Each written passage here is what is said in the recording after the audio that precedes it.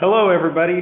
Welcome to Icon Environmental Solutions webinar series. This is the first in series.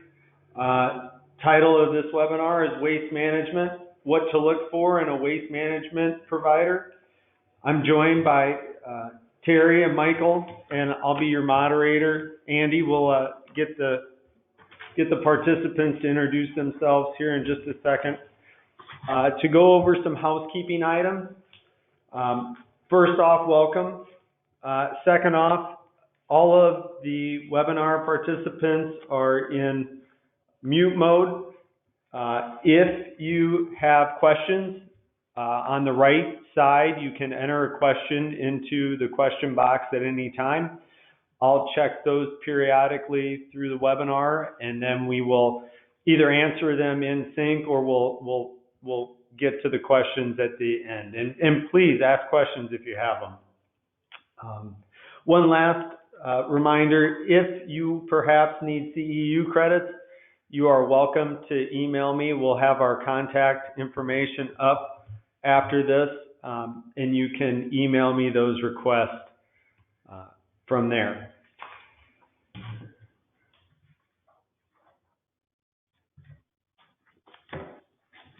So in looking at doing this webinar, we wanted to cover a little bit about waste management, meaning a waste management provider. And so you will see many people will call these brokers, many people will call them providers, many people will call them a number of things.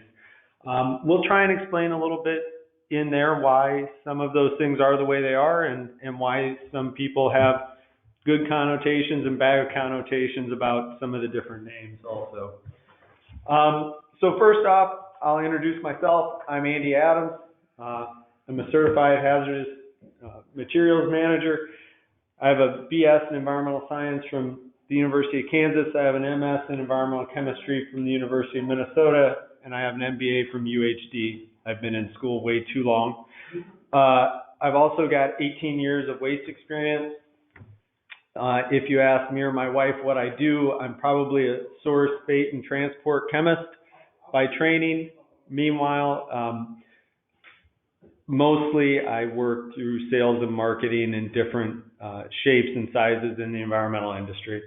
I've been an environmental program advocate for Fortune 500 companies through my time, and have worked for mom and pop shops and large and small, all over the place. That's me. I'm going to let Ms. Jennings introduce herself to you. Good morning, everybody. Terry Jennings. I have been in the industry for over 30 years. I started with mostly chemical waste management back in the days, now known as waste management. I worked for them most of my career, and then I started with chemical waste management, working with the larger Fortune 500 companies, more as a mentor to other CSRs and our customer service reps. And then I went over into smaller avenues of smaller brokerage companies, as you would call it, and then worked an LTL program, which is a less than truckload program for one company. So I have a lot of experience with profiling and manifesting and lots of amazing training. And I guess I love this industry. I think once you get in it, it's hard to get out of it. It just kind of gets in your blood. So I love helping customers make the right choices about waste, and that's it. Thank you, Terry. Mr. Jaskowiak. Hey, good morning, everybody. This is Michael Jaskowiak, and I've been in the business 32 years, all of that in the waste management, transportation, logistics, profiling, classification. I spent the first 10 years of my career in the chlorinated solvent industry, which vapor degreasing, which is now pretty much a dinosaur. I also spent 10 years in the fuel blending industry, working for the largest fuel blender in the country.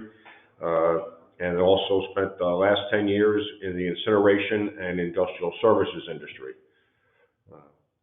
So that's me. Excellent. Thank you, Michael. Just to do a little driving help here, through the webinar.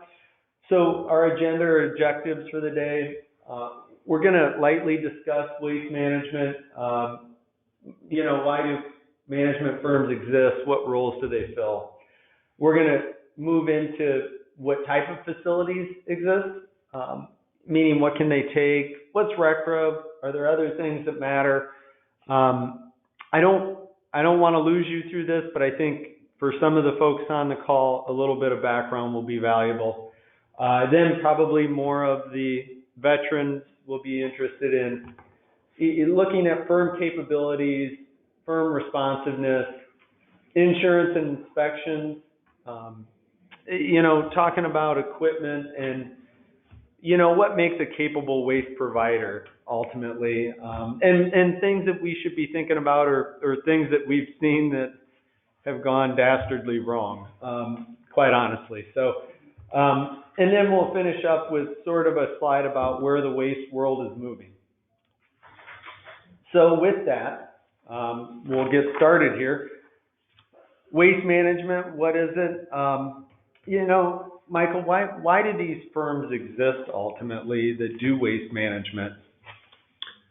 Well, a lot of generators, whether they're small, large, or very small generators, don't even have a waste management program in place. They don't have a waste management specialist that's got any type of formal training. It's usually wearing many hats: safety, health, environmental, maintenance, you name it. So they look for a third-party company to help them manage the many specifics of waste management, from regulatory, from identifying their waste, profiling their waste, and finding the best fit for the disposal, finding the transporter, making sure they use the right containers to package it, and making sure they do the correct paperwork to manifest it and label it. So there's a big need out there definitely for that.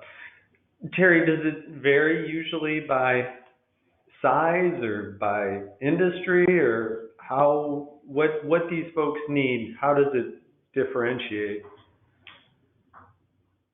Well, if I understand the question right, each facility, each generator would determine where the waste would go, or what programs to use, or what processes, like each RECRA may say you have to incinerate waste, or you may be able to landfill it. So yes, it varies by waste. There's processes out there that just by the process itself makes it a hazardous waste. There's things out there that characteristic makes it hazardous, or there's ways of analyzing to get it to not be hazardous and to become non-hazardous. And in the state of Texas, there's those regulations for Class 1 and Class 2, so you can even go further. Once you determine it's non-haz, you may even be able to go to Class 2, which is even less toxic, I guess is a good way to put it. So when we look at the waste management hierarchy on the left side of the screen, you can manage waste in different ways is really what we're getting at. Is that fair? That's exactly right, correct. And some waste can become, if you find somebody who could use your waste as a product, it no longer is a waste. It now becomes a product. Or there are things like universal waste that you don't have to count towards your annual summaries of waste. So, and there's just lots of management methods out there that people don't even know about, like, a fuel recovery or some types of recycling that they may not even know are there. And that's where a good broker could come in handy. It seems like there could be a lot of movement in that triangle, and I'm guessing that costs go up as you go down. Well, I think costs really depend on the treatment, obviously, the treatment method, and, well, yeah, I mean, Incineration typically will be the highest cost. If landfill will be the lowest cost, but then it also depends on what the customer's comfortable with as far as liability. There's some generators out there that don't want any landfill, don't want any deep well, they want to incinerate or fuel blend everything to make sure it's gone, because it goes back to the cradle to grave liability. So sometimes costs play a factor, sometimes it doesn't. And so really, what I'm hearing is that a good waste management firm will have a relationship with their generator and sort of understand what their goals are.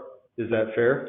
That's probably the most important thing a waste management company should know with every single customer, because it's going to vary from generator to generator.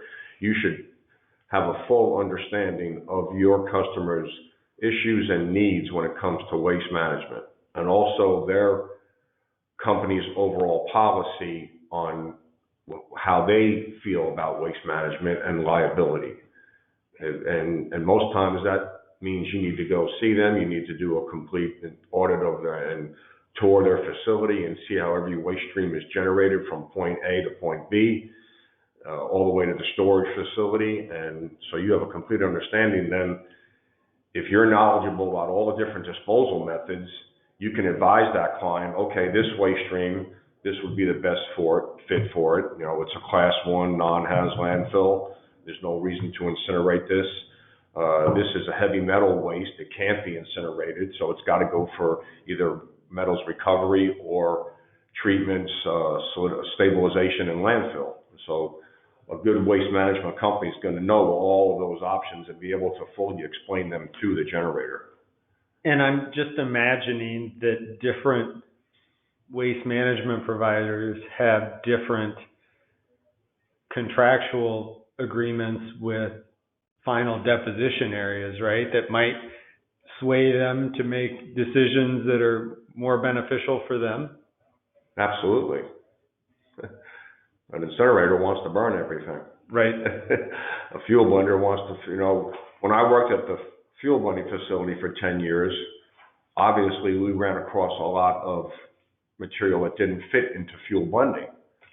So we had what we called a third-party option. So we would still take the waste into our fuel blending facility. We would just segregate it, build trucks, and then send it out for final disposal, whether that was landfill, incineration, whatever. So.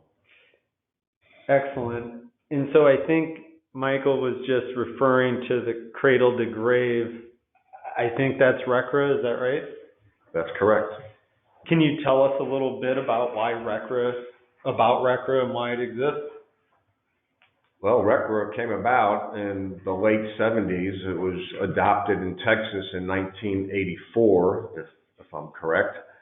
And prior to RCRA, there were really no federal standards and guidelines on how to dispose of waste. That's why today we still have hundreds or thousands of Superfund sites all over the country, because people were just burying their waste and just dumping it. So RCRA, with and the EPA, federal government, established, based on characteristic waste, based on listed waste, based on, process waste, that this waste here, that's a D001, flammable, whatever, this is how you have to manage it. And you can't do this with it, you can do this with it, and so forth. So now, every generator, every industry, every manufacturer had guidelines in place. And then the EPA went a little further and told each state, you have to create your own agency, separate from the EPA. So Texas, we have the TCEQ, Louisiana has their own, Arkansas, Oklahoma, every state has their own agency, and they are required to be at least as stringent as the EPA, but they can be more stringent if they want. Hence California, probably the most stringent in the country. So that's RCRA in a nutshell. So. And Terry, are there other laws that come in here, or is it only RCRA? Oh, no, generators have to deal with, just with waste, you have, DOT, you have RCRA, you have all those things, and then, those guys are dealing with OSHA and all other kinds of things. But as far as waste goes, there's DOT that's involved in it. There's some other, like, I'm trying to think, like PCBs are under a whole separate set, asbestos is under a whole separate set of rules. So there's all kinds of regulations out there, and they change weekly, daily sometimes, and it's hard even for people who do this every day to keep up with it sometimes. So for both of you, what's the purpose to RCRA? Can you sum it up a little bit for us? The reason for RCRA was, like what Michael said, because there were so many people who were doing their own disposal and on site, and then all these sites started giving people cancer or started making people sick or whatever, and so those became Superfund sites. So RCRA is basically the generators responsible for their waste from the time it's created to the time it's disposed of, and thereafter. And beyond, cradle to grave. Grave, and even after. So grave, that's even if you don't do a good due diligence on your TSDF, they could become a Superfund site, and at some point, as a generator, you are now a primary person of responsibility, and you are part of the cleanup effort. So it really is important to know where your waste is going and who's taking care of it. Well, and so I've read it. There's a number of these in town even, right? Yes. Reading through the San Jacinto waste pits and U.S. oil recovery. There's a number of them right here in Houston too. Yes, right? absolutely. Absolutely. So ultimately, you mentioned DOT. Where did DOT and RCRA, do they meet? Does one start and one finishes, or do they both work at the same time? Well, they have different regulations about waste. The perfect example is flammability. The EPA says if you have a waste stream that's got a flash point of 140 or less, it's a hazardous waste. DOT says 200. So if it's less than 200, it's flammable. So they don't always line up. But as far as... Do you comply with both, or do you comply with one or the other? Well, the way I've always understood it is, while your waste is in your facility, and when your waste gets to the landfill, so whether it's at your facility or at the landfill, EPA takes over. Between point A to point B, while it's on the road, on a public road, DOT has charge. So you have to follow the DOT regulations once you put it on that truck, and that transporter has to make sure that they're following all the DOT regulations as far as they have the right paperwork, they have the right placarding, their truck is, licensed to carry hazardous waste, they've got their permits until it gets to the disposal site. Then they offload it, truck is empty, placarding comes off. So DOT on the road, EPA at your site. And wow, you said earlier that some of these folks subcontract a truck and subcontract a disposal facility and subcontract somebody to sample. So they have to keep all those things straight, or try to keep them straight, and which regs they're complying with at each step in that road. Absolutely. Right. Even a lot of your disposal sites, your landfills, they don't have their own transporters, they're third party and everything. So they've got to make sure that that's all correct. Yeah, and all of that is ultimately the generator's responsibility. They can hire someone to help them, but it is ultimately their responsibility. And so that's why they hire a waste management firm ultimately, is to help them navigate that potential landmine, it sounds like. Yes, that's exactly right. But it goes back to the need for a waste management company. The guy in the facility that's wearing 5 hats, he doesn't have time to set up the transportation, set up the disposal, do all his profiles and sample his waste and analyze it. So it's all part of a good waste management company can handle all that from A to Z, excuse me. Sometimes even the invoicing of all of that, if you think about, you have 4 or 5 waste streams that go to 4 or 5 different facilities with 2 or 3 different transporters, you're talking about a lot of different invoices, whereas a waste management company could ultimately give you one invoice and put it all together for you as far as that goes as well. So that's a perfect way to transition into firm capabilities, but I want to ask one more question in the RECRA before we move on to more of the meat and potatoes here. What's a good outcome look like from a RECRA violation versus maybe what a bad outcome looks like from a RECRA violation? A good outcome is where you self-report the violation, and whether it's to the state or the local, you've corrected it at the same time that you've reported it. You didn't expose any public, to any public highway or a public waterway. Maybe it was just a manifest mistake, maybe it was a profiling mistake, you mischaracterized your waste. So the EPA or the local state agency just says, okay, thanks, don't let it happen again. A bad outcome is the transporter you hired doesn't have insurance to cover an incident, and they turn over and spill on the road, and your waste goes all over the highway, and in the waterway. then you got the DOT banging on your door, or you have an incident inside your facility where you have a spill. And then you have to report it to the state, and then the EPA comes in, and they go through your facility with a fine comb and find even more violations. And so there's can turn into a lot can happen. Yeah. Yeah, it could be massive. You could put hazardous waste in a non-hazardous waste landfill and have to clean up a whole 300 or 400 yards of waste because it's possible that it got contaminated. So it could cost thousands to hundreds of thousands of dollars. And on top of that, you get fines.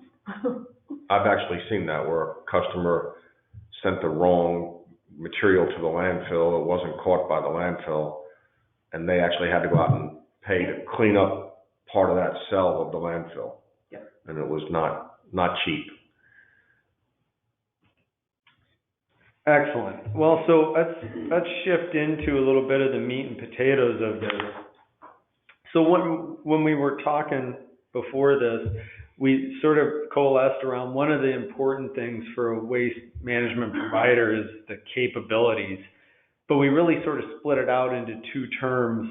One being what the facility needs assistance with, and then one being what the waste management provider has capabilities to do, right? Mm-hmm. And so talking about that, can you tell us a little bit about, start to sort of finish with a waste project? So let's take ICON, what ICON can do from start to finish with, profiling, classifications on to final disposal and invoicing?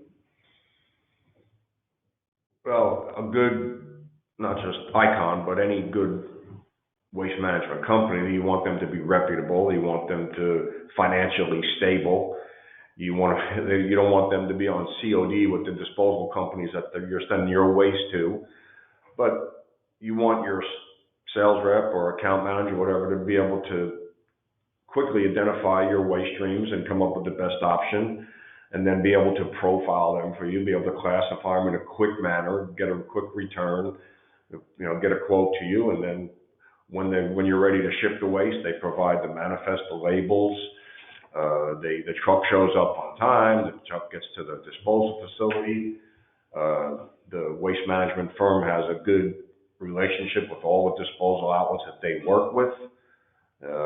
Liability is the biggest issue in this business, and it can put a company out of business very quickly if a disposal site goes out of business and they become part of a superfund.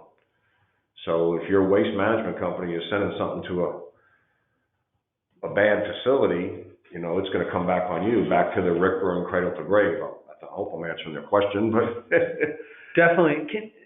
So it's better if the waste management provider has their own trucking in that instance, right? Because you then can have more control over DOT compliance. Am I sort of reading the tea leaves right there? You have control over DOT compliance, you have control over responsiveness, you have control over cost, because it's your equipment, it's your drivers, it's your trucks. You're not using a third party. You don't have to audit that third party. You don't have to make sure that third party is maintaining their insurance and doing safety checks on their equipment, and that their drivers are not, convicted felons or whatever. I mean, there's a lot of things you have to look for when it's outside of your company, and you don't have as much control over it. So absolutely. Yeah, the third-party contracts would seem to be a place where things could really go awry if there isn't, maybe, for some of the bigger facilities with contracting people, they probably have a good beat on this, but a smaller company without an MSA with somebody, that could potentially turn into a pretty big mess quickly, right? Absolutely. And probably 99% of your small quantity generators don't have any of that. Don't have MSAs, don't inspect their disposal facilities, they don't ask for audits, they just expect their waste management company to do all that for them. And so, flowing down here, you really have to have a multitude of trucking capability of different, I'm just thinking through, there's soils, there's liquids, there's, can you tell us about some of what you'd like to see in a sort of full service waste management company? Right, well, in their equipment, you would want them to have, so for your drums, you want them to have a small truck, because you may have a small facility that a big 53-foot van can't even get in and out of. So you want a little, you want a small truck with a lift gate, because forklifts may or may not be available, and they want the guys to just come get the waste and do it, because their focus is manufacturing, not waste. Waste is kind of just a pain in their behinds, to be quite honest. That's not their job. So you want to have small van truck type things, large vans for customers may have 80, 90 drums they want to ship. Well, you want to ship that with one load, not two. And so there's that. You have to have roll-off trucks, roll-off boxes, vacuum boxes, some waste. You can't put liquids in a roll-off box with a tarp on the top and expect that to go down the highway and not be an issue. So DOT won't let you if it's hazardous, but if it's non-hazardous, you shouldn't do it anyhow, because the last thing you want to do is spray cars going down the road. So there's things like that. And then there's vacuum trucks. And then there are also straight tankers, where if you have the capacity to vacuum it into the truck, you might get about 500 to 1,000 gallons more in that truck versus having to send a vacuum truck because of the weight. And that's the differences. Interesting. I'm going to assume that not everybody always is thinking through all those things with a straight tanker versus pump truck and self-loading versus, but I imagine 500 or 1,000 gallons doesn't sound like a big deal for one truck, but all of a sudden if you're doing 50, becomes a huge amount of liquid, right? It really does. Or if you just have 5,000 gallons, because if you do a small, one truck, now you've just made that 2 loads. But if you have the ability to load it and the material's not, pretty much the weight of water, then you probably can get in one load and you just saved yourself some money in that sense too. Talk a little bit about a single source. So I can visualize in my head that I don't want 19 invoices coming from me shipping one drum to a landfill from all of the intermediaries. But I can also view that maybe I want to have more options than just one. Can you tell me, is it a strength to have a single source? Is it not? Well, I think if you have a single source where you have a good relationship with them and you know that they have your best interests at heart, that may be okay. But it's always a good thing to keep your brokers or whatever you want to call them accountable. So maybe they've been in the business for a long time and they don't keep up with what's out there now. Maybe they've gotten real comfortable with you and they're overpricing you. There's lots of things that can happen But yeah, I think it's a good idea to have one that you really rely on, but to also have one in your back pocket, just in case, and somebody to hold that other one a little bit accountable. And there's a lot of strength in that single source, one invoice and not 18 for the guy sitting at his desk that has 5 other jobs, right? And especially a waste management company that can not only do your transportation and disposal, but maybe they, if you have a cleanup, they can do that, or you have some kind of an excavation of some sort that they might be able to do that. So it helps to have that one provider that you just trust. And I think that's what it's all about. It's about, knowing the person, trusting those people, building those relationships, and feeling comfortable and connected.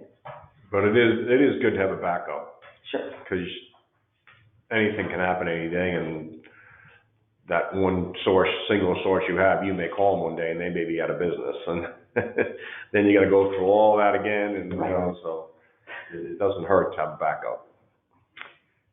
So, looking at one of the next big bullets was responsiveness, and when we sort of talked about this at the beginning, there's an obvious part of this, I think. Do they answer the phone? Do you get somebody knowledgeable? Sort of the first important part, right? But we talked more about it. Can you tell me, what else matters in responsiveness? Meaning, the timing, getting quotes, what all goes on in there to be responsive? Well, I think that goes back to fully understanding your customer's issues and needs. And if you have a good relationship with your customer and you know when he calls what to expect, then you can respond better. But then it also goes back to, like you talked about before, equipment and capabilities. If a customer calls right now and says, I need a box here tomorrow, and you don't have one in your yard, now you got to go find one third party. They may not have one, and you may not be able to get it there tomorrow. So responsiveness obviously changes from situation to situation, but you're right. I mean, when they call, they want someone to answer the phone. They want to be able to respond right away, especially if it's an emergency, if it's a spill or something. But even if it's just, hey, I forgot about these drums I had in my storage area. My 90 days is coming up on them. I got to get them out of here by next week. Can your waste management pull that off and get that done? That's, if you're a large quantity generator, you're stuck on 90 days. If you're small quantity, it's 180 days. So, and if they're not keeping good track of it, and a good waste management company, if he knows that, if you understand that your customer's not doing that, you go by him every month and you take an inventory of his waste. And hey, you got 5 drums out there. You need to, or you have a tracking system in place where you can add it. You go back to your office and you put it in there, and then before that 90 days is up, you can remind your customer, hey, you need to plan a shipment here pretty soon. So we talked a little bit on the last slide about third party, and we sort of talked about it in a negative light. It seems here it could possibly be in a pretty positive light, right? Having that contract already set up with a provider that you can get to your customer overnight. That sounds like an advantage on this part of it. Absolutely. Yeah. Yeah. Especially with like roll-up boxes and things like that they just need it. To have a large third-party company that's really all they do are roll-up boxes and equipment, and you can get that to them quick in your back pocket. That's huge. Does that roll downhill also with disposal facilities and the connections or the contacts you have there for getting profiles approved? I think that goes by facility. Yeah. Yeah. I mean, there's some disposal facilities that, they're going to just obviously treat their A customers better than they are their C customers and be more responsive to them. If they're shipping them $10 million of revenue a year compared to $1,000 revenue, sometimes it comes down to that. But to me, it wouldn't matter. I don't think that should matter. I think you should treat your A and your C customers just the same. But most of your disposal facilities, they're pretty good on getting profiles approved and understanding your needs. If you explain it to them and give them the situation correct, let them know, hey, my customer did this, we really need to get this expedited through the system. Sometimes if they can rush that. I've had that happen before. And so with that, I guess you could, it seems to me that you could take two waste management providers, you could give them a waste, and I don't know that, would your quotes always come out to be apples to apples? Rarely, I would say. Probably not. What their end facility is, what their cost is. Just take a Class 1 landfill. There's 15 of them here in the Houston area, managed by 6 different companies. So depending what outlet that company's using, that waste management company is using, their cost may be different than my cost. So, and it goes back to the ABC customer again. When I was in the incineration business, the A customers got better pricing than the C customers. So your quote's almost never going to be the same. What are you charging for fuel surcharge? Do you have an energy recovery fee? What are you charging for supplies? How much are you marking them up? We get back to responsiveness before. I know Terry mentioned customer needs a box or something like that. We got customers that need drums all the time, cubic yard boxes, lab pack containers. If you don't have them in stock and you got to go get, especially what we've seen here in the past year and the price of supplies and steel drums and how they've gone up every 3 months. Well, if I've got a supply that I bought a year ago still, then I can sell them at a lower cost because I paid less for them. But so the logistics have been just crazy, no doubt. So I want to go back to earlier, the triangle. You could technically get somebody recycling or reusing something that isn't been declared a waste yet, and you could have somebody technically sending the same stuff to incineration or recovery or fuel blending. Is that fair? Absolutely. And so do those costs, I am just assuming that they vary. Absolutely, they vary. Yeah. Like I said before, typically incineration is going to be the highest cost. Landfill is going to be the cheapest. And even fuel blending, you have several fuel blenders, and one fuel blender is going to charge you more than the other. Yeah. And all of that is driven by just the economy in itself. Sometimes fuels blending, they're almost like giving it away because they need it. They need as much fuel as they possibly can get, and then sometimes the market's just down, that nobody really wants the waste, so you're going to have to pay for it. It's crazy how up and down this business is. When I worked at the incinerator, there'd be times when they really needed lean water. Yes. So instead of charging their typical floor price of 50 cents a gallon, they'd want it for 10 cents a gallon. Right. But that'd be for a very short window. Then next month it's back up. Then there'd be times they need high BTU fuel to cut that water with, and they want that one. So it depends on the disposal method and what that final disposal site's needs are at the time.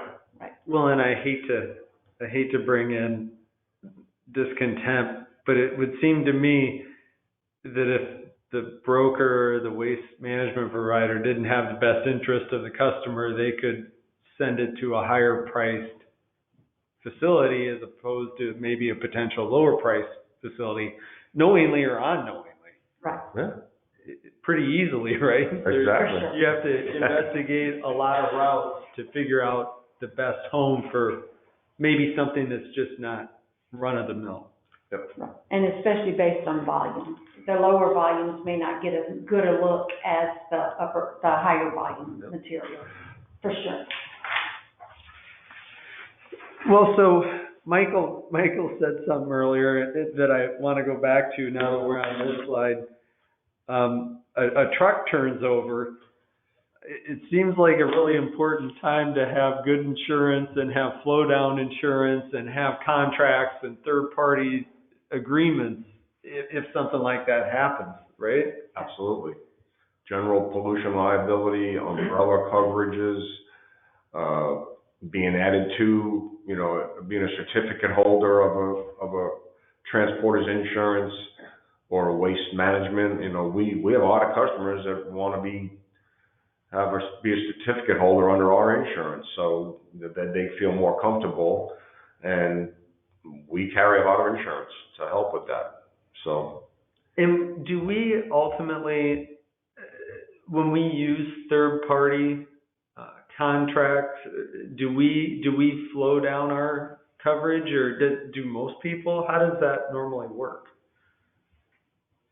I think you should make sure that your third-party transporter service contract, if you're using labor for third party, that they all carry at least the same insurance you're carrying, assuming you're carrying enough too.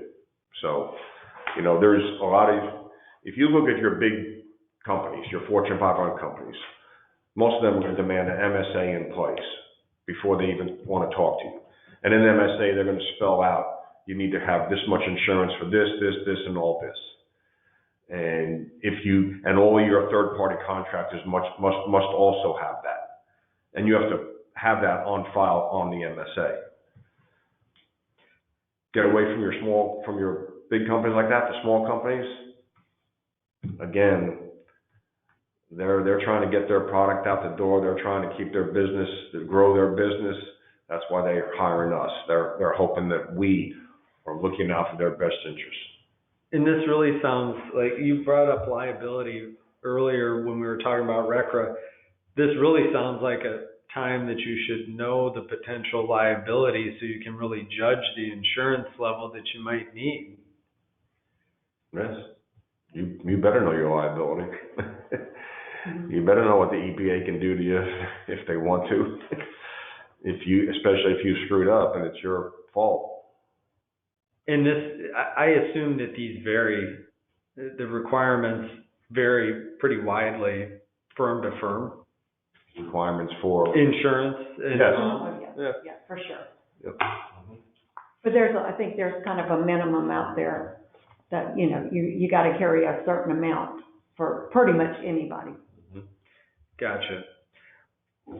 So inspections, I think we're probably talking about a little different, and maybe we are talking about inspections of the waste management yard and equipment, but I'm guessing more so the final disposal facilities and that kind of thing are what we're talking about with inspections?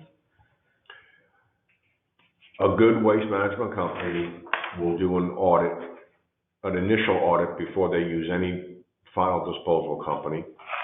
And in that audit, they will, go through everything, go through all of their compliance history, which you can get from the TCQ, you can get from the EPA. They should be willing to give it to you if they've had any compliance issues. You should do a physical site walk of the facility. Just the history of the property, what was there before, what are they doing now? And then that audit should be done at minimum once every 2 years to make sure that they're keeping up with what they're doing. Any of your Part B TSDFs, they're going to be inspected yearly by the TCQ. That's a regulation. They have to be. You should be seeing that inspection report. What did they find? Was it corrected? What are your air emissions? Especially an incinerator or a fuel blender, they have so restrictive on their air emissions and their water discharge, their clean water. You should know all of that. Now, your small quantity generators, they're not going to know it, and they don't have the time to find that out. But if they ask you, okay, you're sending my waste to ABC company, can I see the audit package you did on them? Yeah, sure, here it is. Yep. And so that sounds to me like one of the big places where a smaller firm could really benefit from the waste management company, right? That's a lot of work to go through. That's a lot of work. It is. And they just Especially don't if you have to use multiple facilities, right? Right, Right. And God they- help you if you have two wastes as opposed to one, right? Right, exactly. That's a lot of extra that they just don't have time for. And especially if it's a recycler. Yeah. If it's a used oil recycler or a precious metal recycler, I mean, you know, most people don't know that it's illegal in the country now to export any e-waste. You know, for a while there, we were sending tons of e-waste to China. Yeah. And it all ended up in a river. I mean, you can go back, you can Google the 60 Minutes issue on it, segment on it, and they took a e-waste shipping container and they put a tracker on it. And then interviewed the owner of the company. Oh, we don't send anything to China, anything to China. Sure enough, that shipping container ended up in China. So you got to look at your recyclers just as much as your disposal sites. Some of them are pretty shady. Maybe even more. That's fair. That's fair. And that whole industry has just come around to having more RCRA rules than previously, right? You're talking about the recycling? The recycling yes, side. And the universal waste rules and those kinds of things they've been around for a little while now, but yeah, for sure. So when we look at regulatory assistance, the funny part here is this is the old RCRA state sort of structure. They don't have a pictorial guide for the new one, but I understand new RCRA rules were updated. That's hopefully something that your waste management provider can provide some assistance with, right? If they know their stuff. They should be, like for me, I have my RCRA training, I have my DOT training, I have my HAZWOPER training. I get updates as required, refresher courses as required. And any good waste management company, waste management person should do the same. So they're aware of all the changes that are coming down the pike that are already in place. Most recently, Texas changed their regulations on aerosols and as far as universal waste. The EPA, it's like you have that slide there, they're changing that CESQG to VSQG, which is interesting to see the purpose in that, but I don't know how much it's actually going to change that all, but. Yeah, it's interesting. So as I've come from a consulting life, it seems to me that there are a number of things that the waste management provider for a company could help with that end of year reporting requirements, as opposed to have the consultant bill you per hour to go continue to round all that data up. Do you ever see that? Do you have examples of that? Yeah, we have a tracking software that we use that every manifest gets inputted into that's tracked. So at the end of the year, we can, in a matter of minutes, print out that annual waste summary. We can give it to an environmental consultant. We can give it to the generator. We can, we do have a tracking software in place that we use, and it's very helpful. And so I assume that would make an annual waste summary, at least for the waste that moved through a specific waste provider, pretty easy to round up. Yeah, if a generator is using a consultant to do their annual reporting, and he can just give that copy of that report, take him a lot less time to do it, a lot less billable hours than having them come to the office, go through all the manifests, go through all that, adding it all up and stuff, and just hand them one spreadsheet and, hey, here it is. This is what we shipped last year, broken down by state waste code, which is how it's reported in Texas. You report by your state waste code, so. Yeah, it seems P2 plans and the TRI could probably benefit in there too. Any reporting requirement. Was it the annual summaries that they have to do for TCEQ, and then there's a 3-year one I think that they have to do, and so that, I know there's one in Louisiana that's required, that's different, and, you know, so each state requires different things, so those annual summaries, like there's one in Louisiana that's June to June.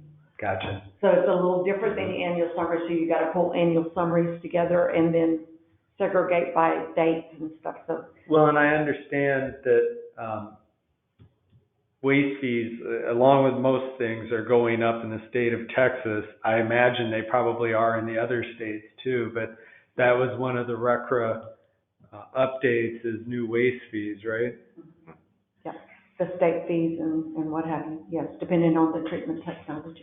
And that goes back to overall cost too, because the waste fee is determined on the wet disposal method.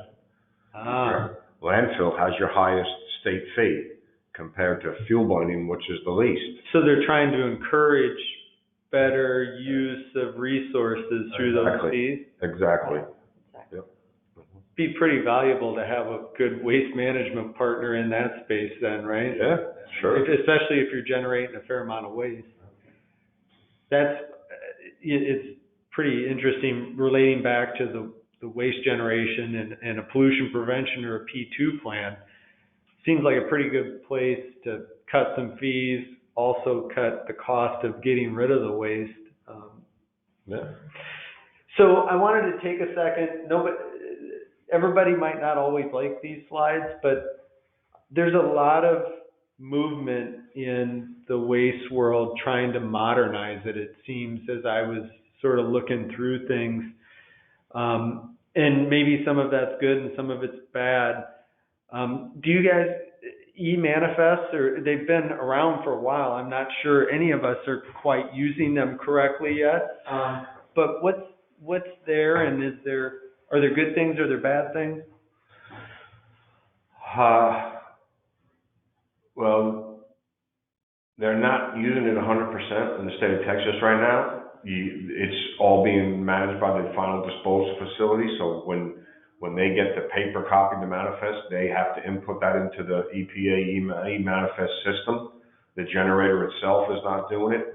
Eventually, they say it's going to get to that, where it's done at the point of generation, the generator, and then it just goes out from there, and the driver has it. So that'll help in the long run.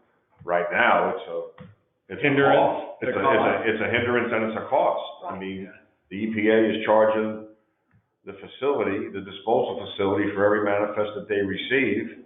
And what do you think the disposal facility's doing?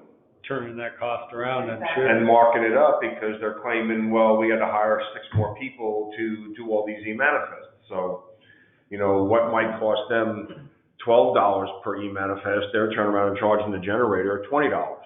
So, and if you think of how many manifests are generated in this country, every year, that's a lot of cash to federal government. But at some point, we'll have quicker data. You should be able to look at non-compliance issues quicker. Is that sort of the bigger idea? Yeah, non-compliance will help with transportation costs, you know, especially on the LTL side, you know, hopefully. But that's way down the road. So are there improvements to the LTL? The WasteLink is done some work on profiling classification. They're one of a number of those kind of companies out there. Has that sped things up? Has it slowed it down? Is it better, different? I think it's helped on the LTL side, because when we use WasteLink, we can, you know, if you, again, back to understanding your customer's needs, customer calls and says, I got 10 drums, I need them picked up by Friday, well then, LTL sometimes not going to help you. But if he's like, hey, whenever you can get here, no big deal, then, you know, we have a 10-day here, so we can bring waste in here, hold it for 10 days.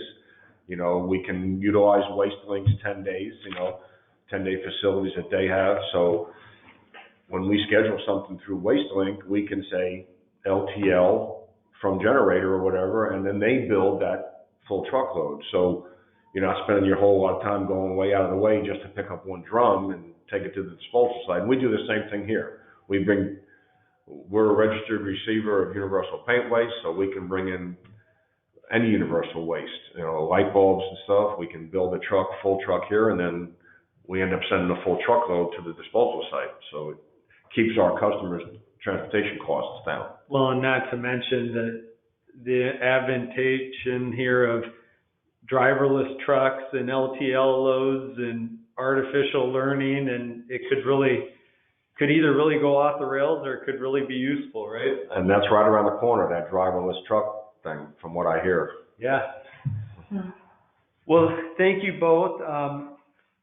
Just a quick advertisement here before we get to questions.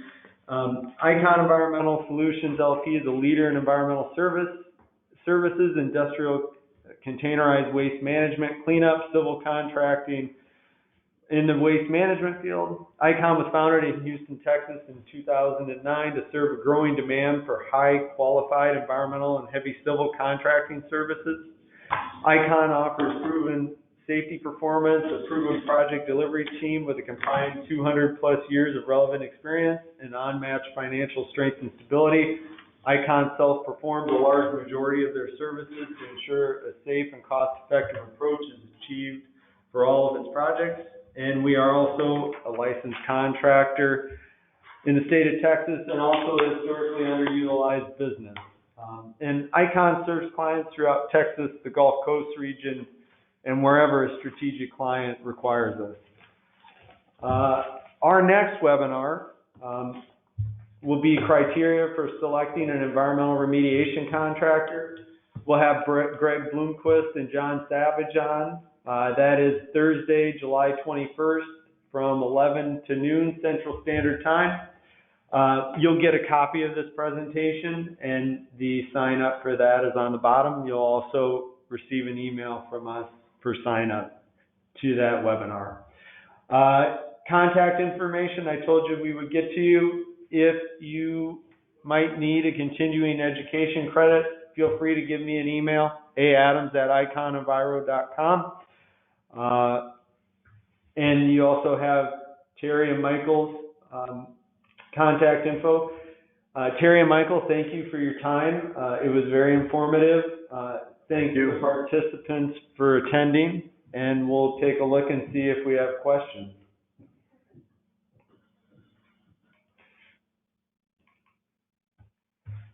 So there is one question that came in earlier.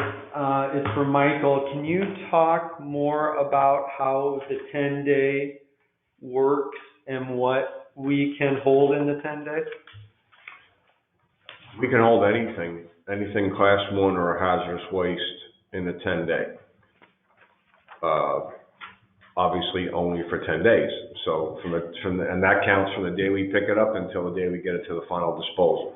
So it's not our main objective is to bring everything into a 10-day. We prefer to go direct from the customer, the generator, to the disposal site. That's why we build LTLs. That's why when a customer calls in and says, I've got 10 drums, there's 4 of us scheduling pickups.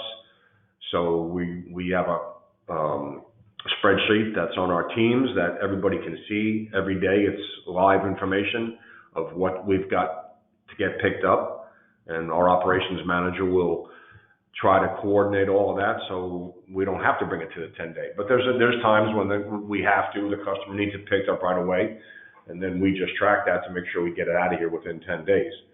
Now on a class 1, we are not doing this yet, but on class 1 and class 2 waste, we are permanent to bring it in here and then bulk it up.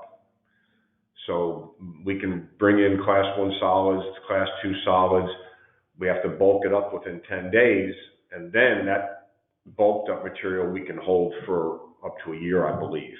Don't hold me on that, but that's pretty much the way it works. But it's a permanent 10-day facility. It's part of our TCEQ permit, part of our, it's a diked area that's, got spill control in it. It's a covered area, so the drums don't get wet, the labels don't get wet, and so it's, you know, it's not the largest 10-day, but it serves a purpose. Yeah. Great, thank you. I have one more for Terry.